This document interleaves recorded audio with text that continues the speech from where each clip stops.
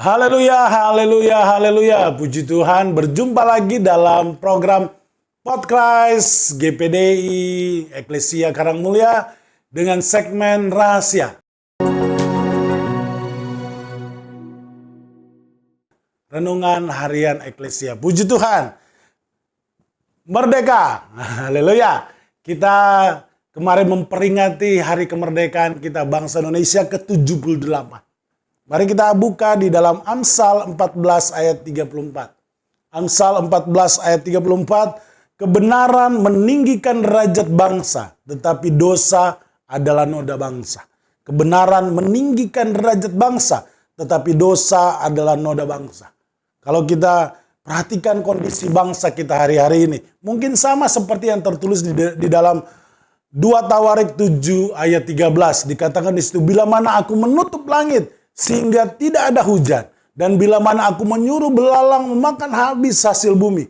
Dan bila mana aku melepaskan penyakit sampar di antara umatku. Kita lihat ada kekeringan, ada bencana, ada penyakit sampar. Penyakit sampar ini berbicara tentang penyakit yang menular. Ada COVID yang baru kita lewati. Jadi tidak terasa kita harus mengakui bahwa bangsa kita ada dalam kutuk. Bisa dikatakan begitu. Bagaimana supaya bangsa kita bisa lepas dari kutuk? Maka solusinya adalah sebagai berikut. Yeremia 29 ayat 7. Solusi supaya bangsa kita keluar dari kutuk. Yeremia 29 ayat 7 berkata demikian. Usahakanlah kesejahteraan kota kemana kamu aku buang. Dan berdoalah untuk kota itu kepada Tuhan. Sebab kesejahteraannya adalah kesejahteraanmu. Pertama, yang harus kita kerjakan untuk bangsa kita. Berdoalah untuk bangsamu. Karena kesejahteraan bangsamu adalah kesejahteraanku. Jadi pertanyaannya adalah kapan terakhir kita berdoa untuk Indonesia? Jangan-jangan tidak pernah.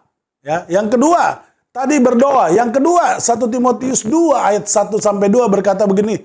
Pertama-tama aku menasihatkan, naikkanlah permohonan doa syafaat dan ucapan syukur untuk semua raja, untuk semua pembesar, agar kita hidup tenang, tentram dalam segala kesalehan dan kehormatan. Yang kedua, berdoa buat pejabat-pejabat, presiden, menteri-menteri, sampai tingkat rendah RT RW. Berdoa supaya mereka diberkati dengan kesejahteraan sehingga kita bisa hidup dengan tenang.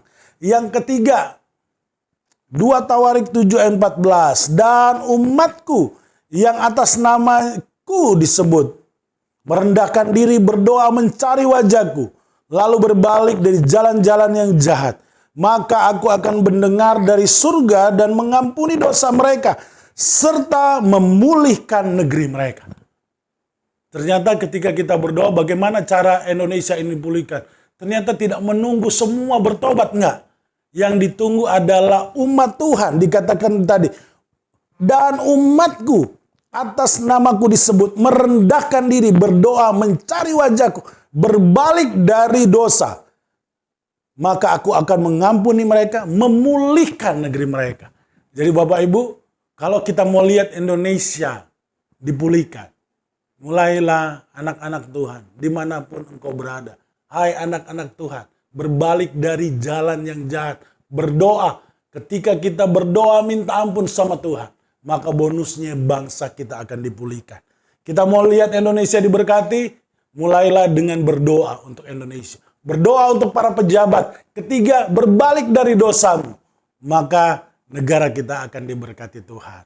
Diberkati Indonesia penuh kemuliaan nama Tuhan. Puji Tuhan, mari kita berdoa. Terima kasih untuk segala kebaikan-Mu dalam kehidupan kami. Hari ini kami berdoa untuk bangsa kami. Diberkati bangsa kami, diberkati Indonesia, diberkati para pejabat, diberkati kota-kota dimanapun Indonesia berada. Biar bangsa ini untuk kemuliaan nama Tuhan. Segala puji, hormat, kemuliaan bagi Engkau. Dalam nama Tuhan Yesus Kristus, haleluya. Amin. Puji Tuhan, Tuhan Yesus memberkati. Haleluya.